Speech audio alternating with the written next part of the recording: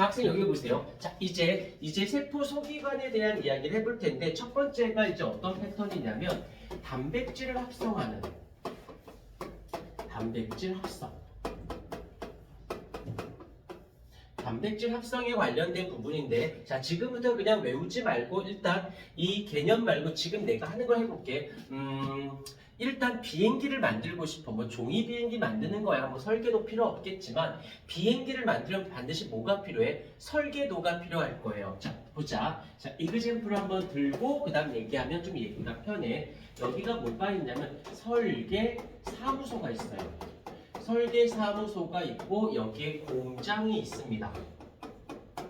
그리고 이제 이 설계 사무소에는 뭐가 존재해? 설계도면이 존재하겠지요. 그런데 이 비행기 만드는 회사가 한 군데가 아니라 여러 군데인데 그 설계도면을 왔다 갔다 갖고 다닐 수는 없잖아. 그래서 이 설계 사무실이 있고 설계도면이 있고 그래서 여기까지 공장으로 가는 길이 있어야 될 거야. 길이라고 표현할게요. 로드. 그 다음에 공장이 있습니다. 그 다음에 공장에서 그걸 다 만들었어. 그럼 만들면 어떻게 해줘야 돼? 어디론가 보내주기 전에 창고가 있어줘야겠죠? 창고가. 그래서 창고에다가 저장했다가 어디로 보낼지 어떻게 할지 뭐 이 정도는 크게 어려운 이야기는 아니지. 이 정도는 그렇게 어려운 건 아니야. 그런데 아주 신기하게도 말이야. 우리 세포 안에서도 이러한 비슷한 일을 하고 있는 곳이 있어요. 어떤 곳이냐면 일단 먼저 여기 공장이 뭐가 되냐면 리보솜이라고 하는 세포 소기관이 있습니다. 여기선 무엇을 하냐면 비행기를 만드는 공장처럼 여기서는 단백질을 만드는 만든다는 뜻이야. 만드는 장소가 여기가 바로 어디냐면 리보솜이라는 곳이 공장과 같은 역할을 해줘요. 그러면 이제 그 단백질을 만들려면 단백질도 종류가 되게 여러 가지다 보니까 어떤 단백질을 만들어야 될지에 대해서 뭐가 필요해? 또한 여기서도 설계도면이 필요하거든. 그 설계도면, 설계사무소가 어디가 되냐면 여기가 바로 핵이 됩니다. 그 다음에 색깔 펜으로 바꿀게요. 안 바꿀게. 이 설계도면이 뭐가 되냐면 바로 DNA가 되는 거예요. 사무소 안에 설계도면이 있듯이 핵 안에는 DNA가 있고 요게 우린 유전에 관련된 정보를 어떻게 하고 있다? 저장하고 있는 설계도면이다 라고 보시면 됩니다. 그러면 이제 문제가 되는 건 이 DNA가 바깥으로 나갈 수는 없거든. 그러니까 카피를 떠서 여기로 보내줘야 돼요. 이쪽으로 보내줘야 됩니다.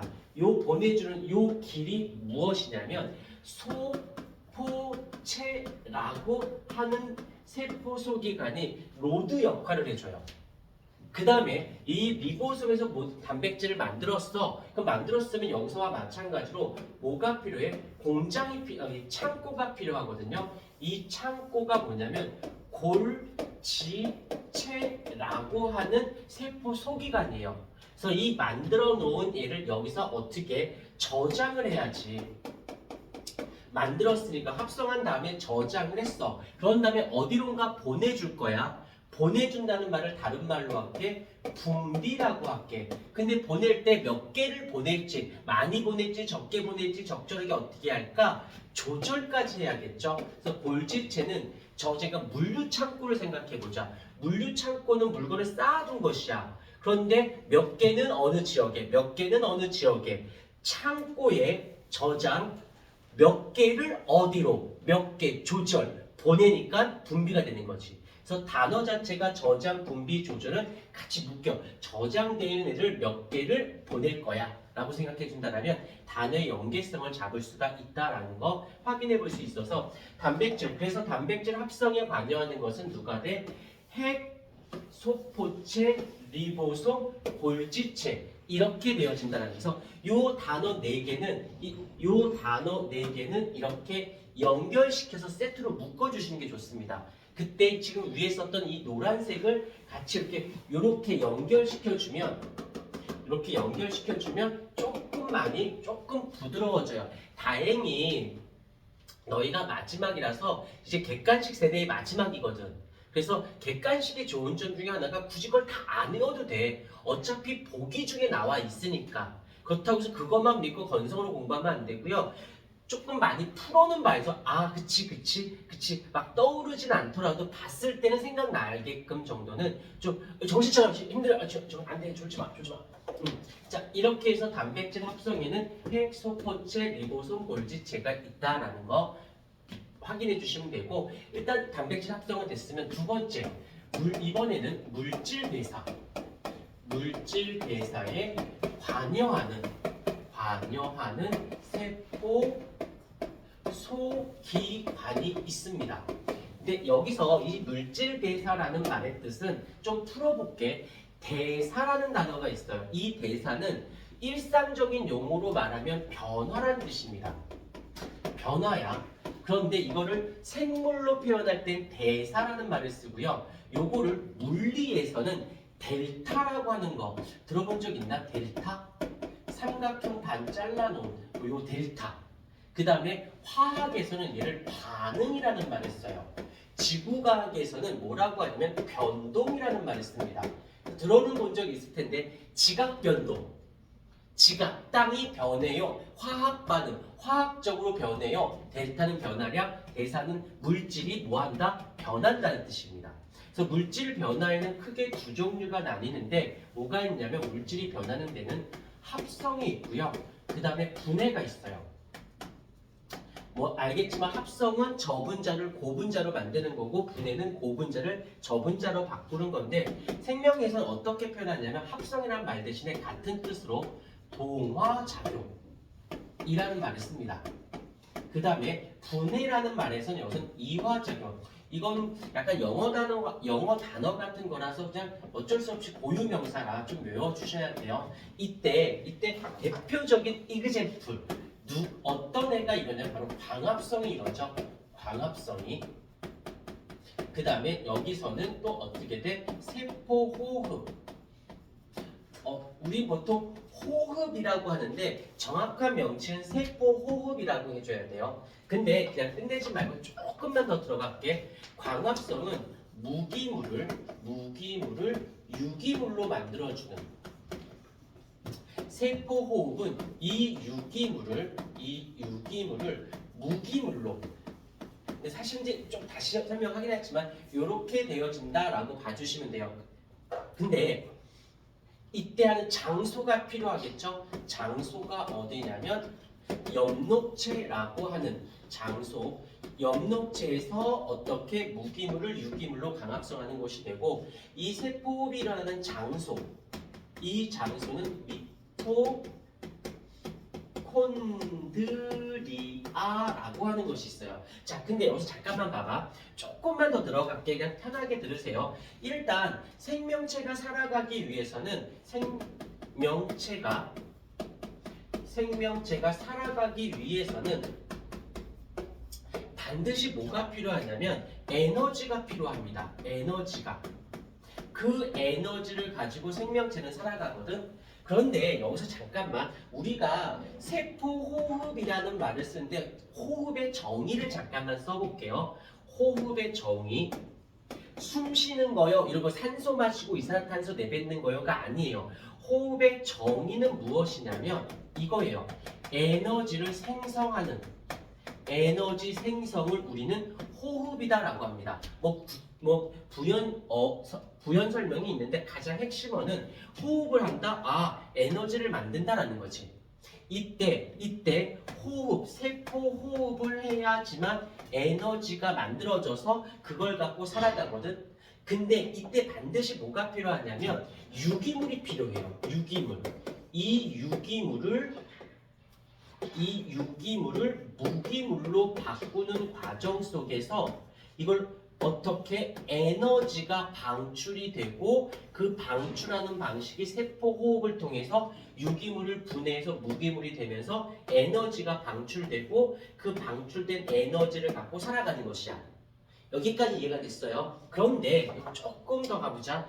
이때 이제 동물과 식물이 나뉘게 되거든. 이때 어떻게 되냐면 동물은 일단 유기물이 필요할 거야. 이 유기물을 어떻게 하냐면 섭취라는 거예요. 섭취.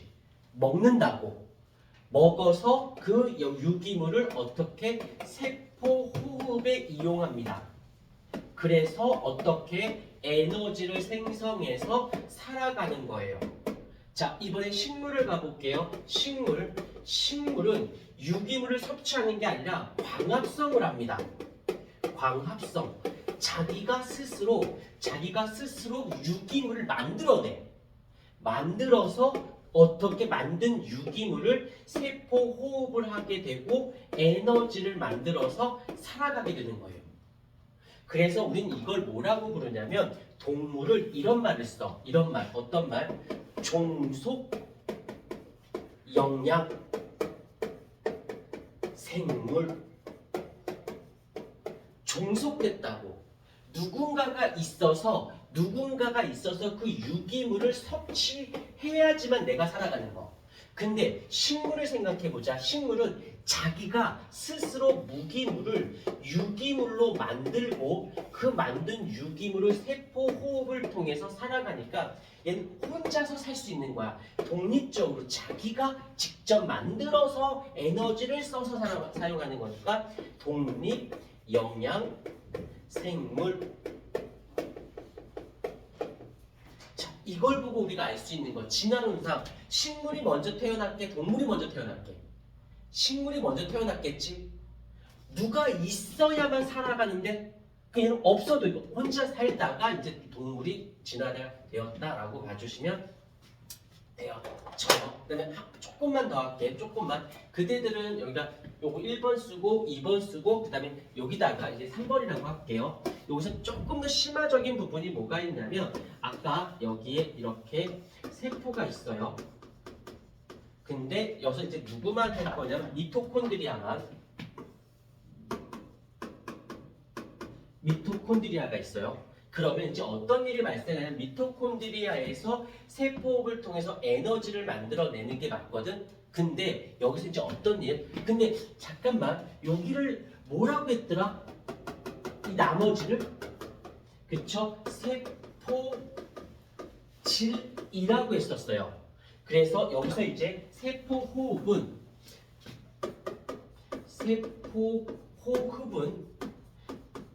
미토콘드리아에서만 하는 게 아니라 세포호흡은 주로 미토콘드리아에서 일부는 아주 극히지만 일부는 세포질에서도 진행을 할 수 있습니다. 나온 김에 한 번만 쓸 테니까 보세요. 필기 졸지 말고 집중해. 자, 포도당이 있어요. 포도당이 한 개가 있잖아. 그러면 뭔지 몰라도 돼. 38개의 ATP라고 하는 에너지가 만들어져요. 이건 에너지야, 에너지. 그때 살짝만 쓸게. 여기서 이거 다른 파란색 거. 두 개의 ATP가 만들어지고 이 미토콘드리아에서는 36개의 ATP가 생성이 됩니다. 그러니까 대부분은 미토콘드리아에서 일어나서 여기서는 이 숫자까지는 외우지 않으셔도 되는데 최소한 요 정도는 하자. 미토콘드리아에서만 세포 호흡을 하는 건 아니다라는 거. 주로 미토콘드리아인 거지. 일부는 세포질에서도 하고. 됐습니까? 필기 좀 이쁘게 좀 해주실까요?